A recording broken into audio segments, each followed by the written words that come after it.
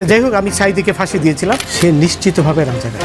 আমি রাজাকার নই। বিচারপতি মানিক ওরফে কালা মানিক আটক হওয়ার পর এমন কিছু তথ্য বেরিয়ে এলো যা শুনলে আপনারা হতবাক হয়ে যাবেন।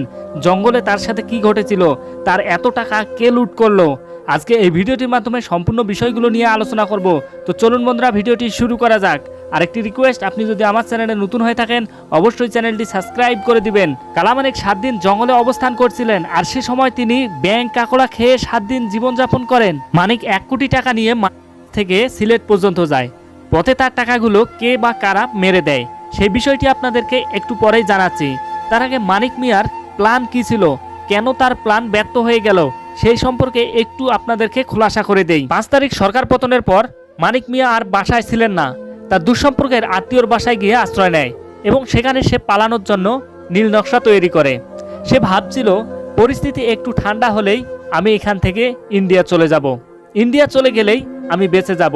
তার নীল নকশা অনুযায়ী থেকে সিলেট পর্যন্ত গিয়েছিল। তার সাথে ছিল প্রায় 1 কোটি টাকা। 1 কোটি টাকা থাকা সত্ত্বেও তার প্ল্যান ভেস্তে গেল।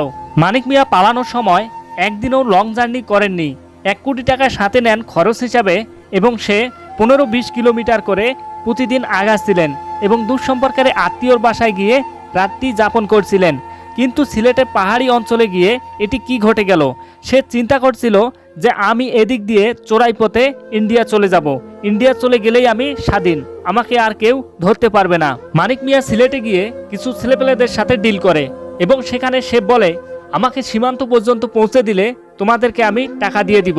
এই অনুযায়ী ছেলেপেলেগুলো সীমান্ত পর্যন্ত পৌঁছে দেয় এবং মানিক মিয়া পরবর্তীতে দাবি করে তারা আমার 60-70 লাখ টাকা নিয়ে গেছে।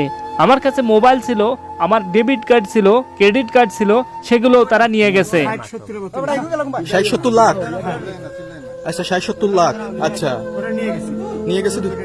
নৌকালাও সাথে নিয়ে নিছে? নৌকালা এবং ওই লোক দুইজন সাথে একসাথে নিছে? পরবর্তীতে মানিক মিয়া গন্তব্যে পৌঁছায়, কিন্তু মানিক মিয়াকে কিছু পথ নৌকায় যেতে হয়, আর এই নৌকা ভাড়া ছিল 14 থেকে 15 হাজার টাকা। মানিক মিয়া গন্তব্যে পৌঁছার পর ছেলেগুলোকে টাকা সম্পর্কে যা বলছিলেন, আচ্ছা ঠিক আছে, পয়সা আমি দেবো, আমার ভাই বোন দেবে, আমরা আমাদের পয়সার কোনো প্রয়োজন নেই, ঠিক আছে? আপনি যদি সেফটি মানে ফালতু লোক 2 টাকা দিই, আমি এই দেশে এত কষ্ট করে এসেছি কি বাংলাদেশে ফেরত দেওয়ার জন্য? জি না। আচ্ছা ঠিক আছে। মানিক মিয়া বলে তোমাদের টাকা আমি দিয়ে দিব, এ নিয়ে কোনো টেনশন নেই। ছেলেগুলো বলে আমাদের টাকার কোনো চাহিদা নেই, আপনি সেফটি থাকলে সেটাই যথেষ্ট। মানিক মিয়া বলে আমি এ দেশে এসেছি বাংলাদেশে ফেরত যাওয়ার জন্য। মানিক প্রায় 2 দিন জঙ্গলে ছিলেন আর তার কাছে কোনো খাবার ছিল না, তাই সে ব্যাঙ কাঁকড়া পুড়িয়ে খেয়েছেন। বর্তমান সোশ্যাল মিডিয়াতে এরকম পিকচার ঘুরে বেড়াচ্ছে।